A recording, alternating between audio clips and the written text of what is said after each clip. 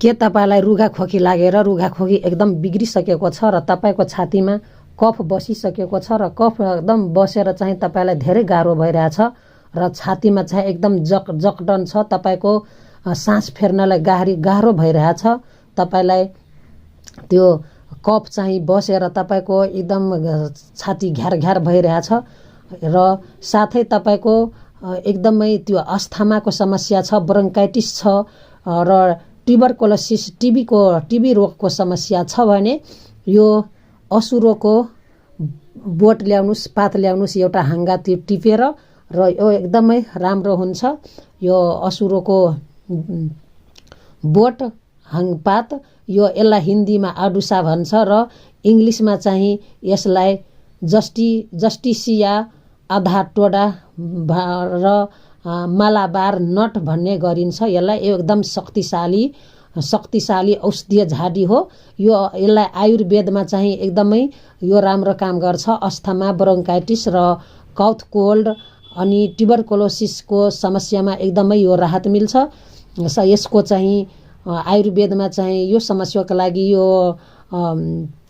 यो असुरोको चाहिँ प्रयोग गर्ने गर्दछ। यसको चाहिँ अर्क निकालेर औषधि बनाएको छ आयुर्वेदिकमा र साथै यो हाम्रो यो रुगा सम्बन्धी त्यो रेस्पिरेटरी सम्बन्धी समस्यामा चाहिँ एकदमै काम लाग्छ।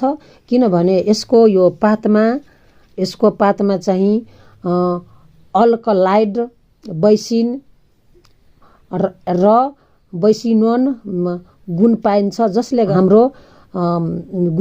जसले गर्दा ब्रोन्काइटिस कफ निकाल्नेमा मद्दत गर्छ र जुन हाम्रो घाँटीमा सुजन भएको हुन्छ त्यसलाई चाहिँ रोक्न मद्दत गर्छ र रुघा खोकीको साथसाथै तपाईलाई त्यो ज्वरो आएको छ भने ज्वरोलाई फिभरलाई कम गर्नमा मद्दत गर्छ र हाम्रो स्किन समस्यालाई स्किनबाट चाहिँ स्किनमा जुन समस्याहरू हुन्छन् त्यसबाट चाहिँ राहत मिल्दछ। यो रेस्पिरेटरीलाई रिलिफ गर्छ, श्वास सम्बन्धी समस्यामा राहत मिल्छ, छातीमा एकदमै जकडन छ र राम्रोसँग श्वास प्रश्वास भइरहेको छैन, जुन वायु मार्ग छ त्यो खोल्नमा मद्दत गर्छ र जुन खोकी एकदमै खोकी गर्दा ठै एठनवाला खोकी भइरहेछ त्यसलाई चाहिँ कम गर्छ र पुरानो ब्रोन्काइटिसको समस्या छ त्यसमा पनि राहत मिल्छ।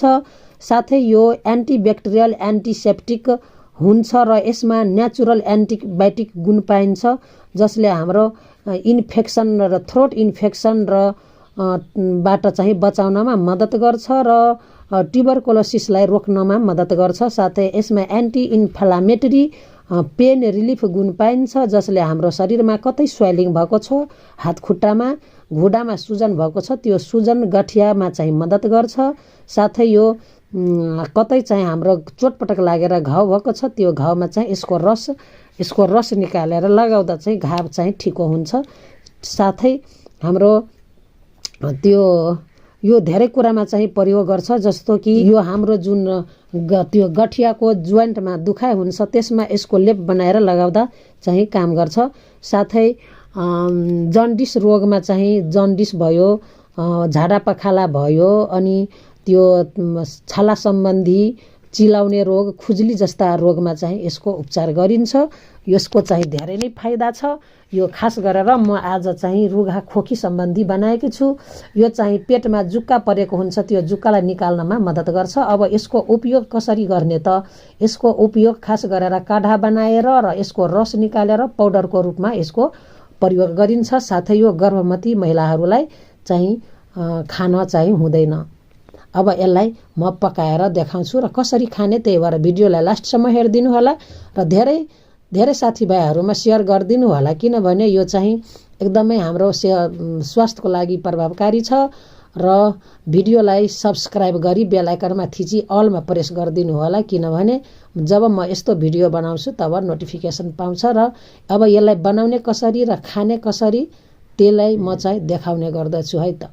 यो प्राय तराई पहाड सबै ठाउँमा पाइन्छ। म तराईमा पनि टन्नै देखेछु। यो यता काठमाडौँ भ्यालीतिर एकदमै छ, ठाउँमा छ। यसको चाहिँ खोजी नीति गर्नुपर्छ र रोगबाट बच्नुपर्छ। यसलाई कतैबाट तपाईँ टिपेर ल्याउनुहोस् र यस्तै हाँगासहित ल्याउनुहोस् र यसरी गिलासमा एउटा पानी राख्नुहोस्। यो गिलासमा पानी राखेर यसको डाँठलाई यसरी छिराएर राख्नुहोस्। तपाईँलाई चाहिँ 3-4 दिनसम्म यो पातलाई उपयोगमा ल्याउन सक्नुहुन्छ। असुरोको पातको काढा बनाउने तरिका। यहाँ चाहिँ सबभन्दा पहिला यस्तो 2 गिलासबाट चाहिँ पानी लिनुहोस्। यो पानी चाहिँ एकदम आवश्यक छ। 2 गिलास पानी हालेर अनि यसमा चाहिँ मैले 1 जनाको लागि चाहिँ 2वटा यो पातलाई धोएर यसमा हाल्नुहोस्। यसरी अलिकता टुटाएर हाल्दा चाहिँ यसको गुण राम्रोसँग मिक्स हुन्छ। साथै यसमा चाहिँ मैले सानो चम्चाबाट चाहिँ बेसार यसमा हालेको छु। बेसार एकदमै राम्रो हो हाम्रो घाँटीको लागि, होल बडीको लागि, किनभने यसमा कर्क्युमिन भएकोले हाम्रो होल बडीलाई चाहिँ राम्रो गर्छ। साथै यसमा मैले रोक साल्ट, सिधे नुन मैले चाहिँ लिएकी छु। यसले पनि हाम्रो घाँटीको सुजनलाई र खसखस हुनेलाई रोक्ने काम गर्दछ, मुख सम्बन्धी समस्यामा रोक्ने काम गर्दछ।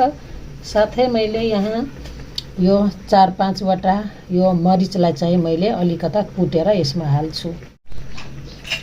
यो मरिचलाई कुटेर यसमा हालेर यसलाई मजाले पकाउने, आधी गुन्जेलसम्म पकाउने 5-6 मिनट।